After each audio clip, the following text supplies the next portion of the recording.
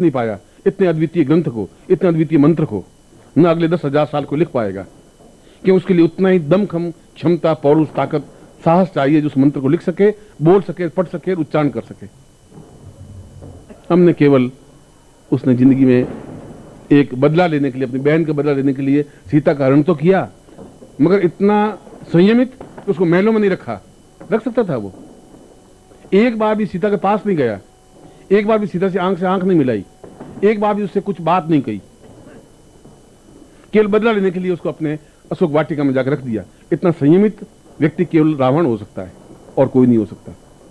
बाकी ये तो राजा था, कुछ भी कर सकता था, सीता के साथ कैसा दुर्व्यवहार कर सकता था, उसने नहीं किया। गया ही नहीं। जब भी अशोक वाटिका में गया तो मंदोदरी को साथ लेके गया है, चाहे तुलसी का रामायण पढ़ ले, चाहे वाल्मीकि रामायण पढ़ ले। इतना संयमित जीवन व्यतीत करने वाला, इतना तेजस्वी और मेधावी व्यक्तित्व, ये तो एक विभीषण के उस कुचक्र से उस रावण की मृत्यु हो जाती है, समाप्त हो जाता है। मगर उसके बावजूद भी जब मृत्यु के बाद में जब विभीषण कहता है कि मैं दाह संस्कार रावण का नहीं करूंगा, क्योंकि दुष्ट था, राम ने कहा कि दुष्ट तो वह था ही नहीं, उसके जैसा विद्वान, उसके जैसा अद्वितीय व्यक्तित्व पैदा ही नहीं हुआ विभीषण। वह मुझसे भी ज्यादा श्रेष्ठ था, क्योंकि मुझे इतना ज्ञान नहीं था जितना रावण को ज्ञान था। यह तो एक समय है कि उसको परास्त होना पड़ा, मैं विजयी हुआ। बाकी उसको परास्त काल भी नहीं कर सकता था। उसको परास्त मैंने नहीं किया, तुम्हारे कुचक्र ने किया विभीषण।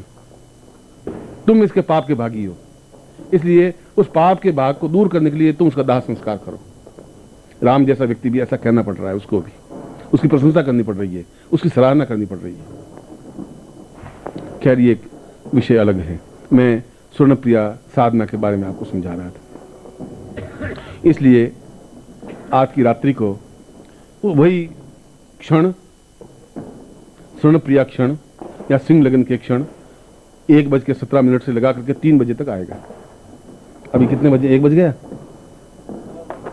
12:15। तो 1:17 से शुरू होगा क्षण और ठीक 3 बजे तक क्षण रहेगा। इसका मतलब है कि करीब 1 घंटा और कुछ मिनट, 1.5 घंटे के आसपास रहेगा। इस 1.5 घंटे में आपको वह साधना करनी है जो आपके जीवन की अद्वितीय साधना बन सके। यदि विश्वामित्र के कहने से लक्ष्मण बाण छोड़ने पर पेड़, हरा भरा पेड़ स्वर्ण का बन सकता है, यदि केवल इस मंत्र की साधना से मार्कंडेय ऋषि पैदा हो सकता है, यदि इस मंत्र की साधना से रावण पूर्ण सोने की लंका बना सकता है, और यदि इस मंत्र की साधना से राम विजयी हो सकते हैं। यदि आपने दक्षिण में गए हो तो दक्षिण में जितने भी मंत्र हैं उन सभी मंदिरों में इसका एक एक बीज अंकित है। पूरा मंत्र किसी को ज्ञात नहीं है। रामेश्वरम मंदिर के ऊपरी भाग में, जहां समुद्र के सामने, ये पूरा मंत्र अंकित है। सुनो, बाकी दक्षिण में कहीं नहीं अंकित है, केवल 2 जगह अंकित है। या तो रामेश्वरम मंदिर में अंकित है या तिरुपति के मंदिर में अंकित है। तो जरूर इस मंत्र की, इसका मूल्य, इसका महत्व, मगर किसी को मंत्र ज्ञात है तो समय का ज्ञान नहीं है, समय का ज्ञान है तो मंत्र का ज्ञान नहीं। रावण कह रहा कि केवल लक्ष्मण के बाण चढ़ाने से सोने का नहीं होगा ताड़ का पेड़। गुरुदेव, मुझे ऐसा लग रहा है कि इसने बाण चलाया, आपने मंत्र का उच्चारण किया, दोनों के भेद से यह मंत्र स्वर्ण बन सका। मैं ऐसा समझ रहा हूं। विश्वमन ने कहा, तुम पहली बार समझ पाए, जो मेरे रहस्य था उसको तुम समझ पाए। और आज भी उस समय को पकड़ना है तुम्हें, इस मंत्र की ध्वनि को पकड़ना है। दोनों को वापिस टकराट हो तो लक्ष्मी की उत्पत्ति तो होगी ही, प्रादुर्भाव तो होगा ही। ऐसा हो ही नहीं सकता। पूरे शास्त्र खंडित नहीं हो सकते, पूरे शास्त्र गलत नहीं हो सकते। न तुम लोगों ने कभी समझा, न तुम लोग मेरे पास कभी बैठे, न तुमने मेरा मूल्य महत्व समझा, न उस ज्ञान का चिंतन लिया। तुम 364 दिन तो घूमते रहे भिक्षा के लिए, नौकरी के लिए, पेट की कमाई के लिए, और 301 दिन मेरे पास आए।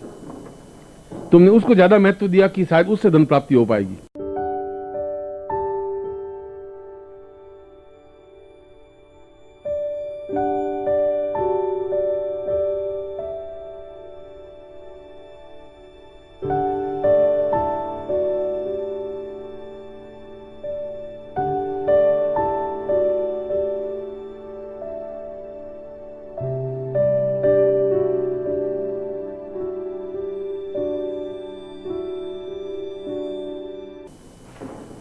नौकरी करने से या तोल हाथ में, डंडा हाथ में लेने से उससे लक्ष्मी प्राप्ति नहीं हो सकती।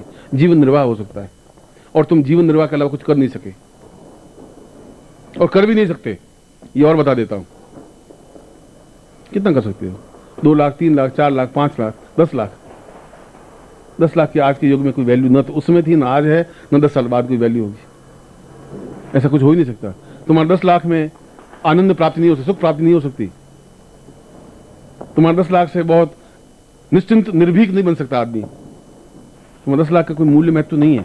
आनंद के साथ में हम लक्ष्मी को प्राप्त कर सके, इसलिए आपको जो साधना पैकेट दिया है उसमें पारद लक्ष्मी भी दी है। पारा जो भगवान शिव का विग्रह है, आराध्य है, जिसको शिव कहा गया है, पारदेश्वर कहा गया है। पारा तो अपने आप में चंचल है, लक्ष्मी भी अपने आप में चंचल है। अगर पारद को बांधा है तो बांध करके लक्ष्मी की स्थापना की है। ये पूरे पारे से निर्मित है, अपने आप में मूल्यवान, महत्वपूर्ण है, और बाकी इसके साथ इसके आयुध हैं। इसकी साधना भी, इसको सामने रख करके, और फिर मैं अपनी तरफ से आज आपको एक अद्वितीय उपहार दे रहा हूं इस दीपावली की रात्रि को, जो कि अपने आप में एक श्रेष्ठतम यंत्र है और जिसको मैंने खुद ने सिद्ध किए हैं। और सिद्ध करने के बाद में उस यंत्र को भी मैं आपको दे रहा हूं, जिससे कि आप उसके सामने उस यंत्र को एहसास कर सके। और यदि आप कभी सुबह 4 बजे या 5 बजे बिल्कुल निस्तब्ध रात्रि हो, जब आवाज नहीं हो, शांत समय हो, उसमें उस यंत्र को सामने रख दें आप और ध्यान में बैठ जाएं, आपको खुद को उनमें से मंत्र उच्चारण करता हुआ सुनाई देगा। उस यंत्र की ये विशेषता होगी, उस यंत्र की ये महत्ता है, यह मूल्य है उस यंत्र का, जो आप नहीं समझ पाओगे। तुम्हारे कान तब सुन पाएंगे जब तुम बिल्कुल शांत सरल चित्त से उस यंत्र को सामने रख दें और शांत बैठ जाएं। तब आप एहसास करेंगे कि उस यंत्र में से ध्वनि निकल रही है, उस यंत्र में से मंत्र का उच्चारण हो रहा है, और वह मंत्र आपके जीवन का रास्ता बन सकता है, पाथेय बन सकता है।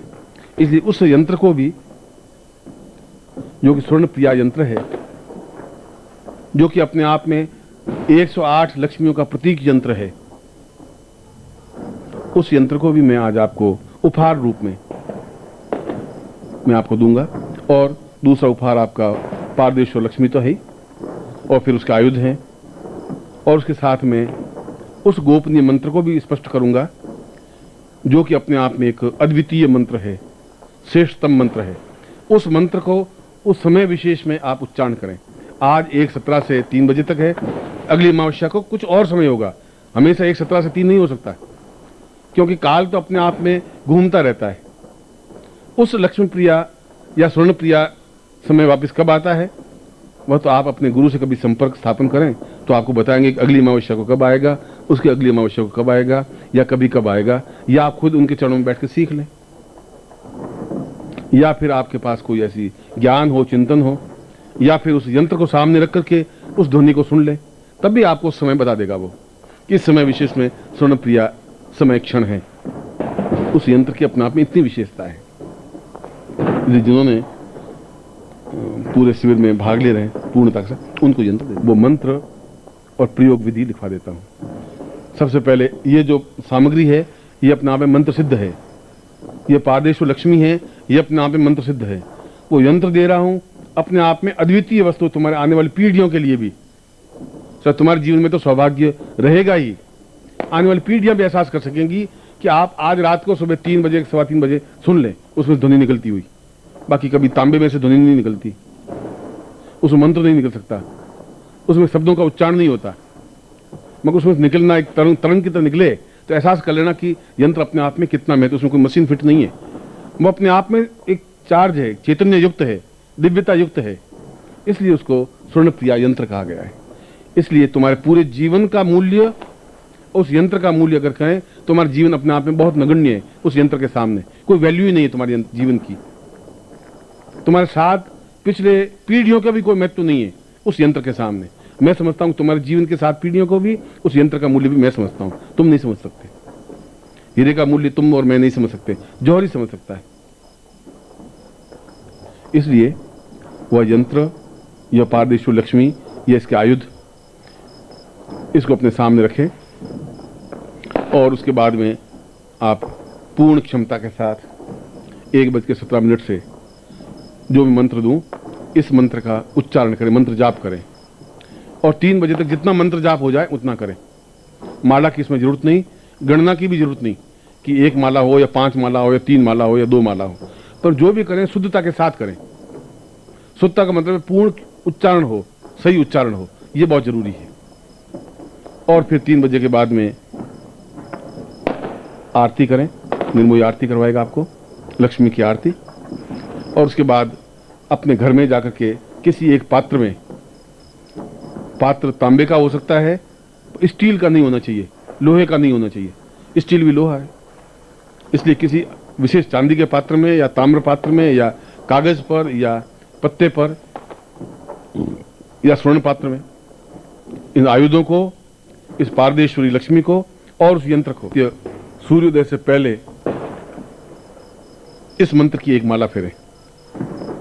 सूर्योदय से पहले इसलिए कह रहा हूं कि उस समय वातावरण फिर भी शांत होता है, फिर बाद में गाड़ियों की चिल्लाहट, भौं भां, फिर आप उस मंत्र जाप को एकाग्रता के साथ नहीं कर पाएंगे। इसलिए उस निस्तब्ध रात्रि में नित्य इस मंत्र जाप को करें। ऐसा कुछ बंधन नहीं है, सूर्य के बाद में मंत्र जाप कर ही नहीं सकते, ऐसा बंधन नहीं है, मगर जहां एकांत हो, शांत हो, सरलता हो, वहां इस मंत्र जाप को करें। आपने लंका को कभी पढ़ा नहीं, जब राम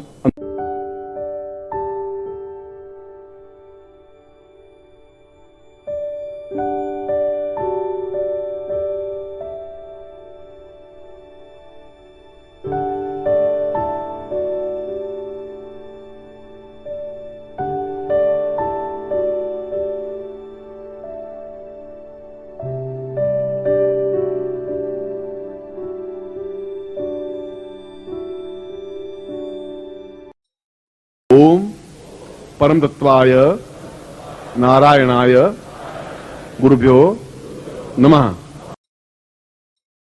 ओम ह्रीं मम प्राण देह रोम प्रतिरोम चैतन्य जाग्रय ह्रीं ओम नमः। ओम भूर्भुवः स्वः तत्सवितुर्वरेण्यं भर्गो देवस्य धीमहि धियो यो नः प्रचोदयात्।